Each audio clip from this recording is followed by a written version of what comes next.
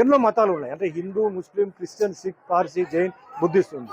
మరి ఈ మతాలని ఈ విధంగా అన్యాయం చేయకుండా కాపాడడానికి ఒక బిల్లు పాస్ చేయండి. ఇలాంటి విషయాలు ఎవడైతే తప్పు చేసాడో వేయండి లోపల 2 సంవత్సరాలకి. అది ఎంతోమంది మనోభావాన్ని అది ఇబ్బంది పెడుతుంది, కష్టపడుతుంది.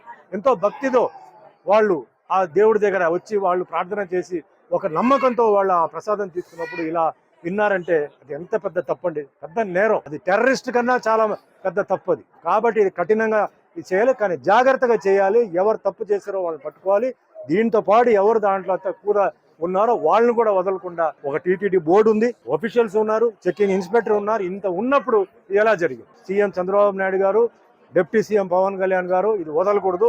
ఇది ముఖ్యంగా హిందువులకి చాలా ఒక అవమానం, హిందూకు చాలా వాళ్ళ మనసుని దెబ్బ కొట్టినట్టు అవుతుంది. కాబట్టి ఇది ఖచ్చితంగా ఫాలో అప్ చేయాలి, దీన్ని వదలకూడదు. ఎవరైతే చేశారో వాళ్ళని కఠినంగా శిక్షించి వాళ్ళని ఏం చేయాలో ఖచ్చితంగా చేయాలి. దానికి నా సపోర్ట్ ఎప్పుడు ఉంటుంది.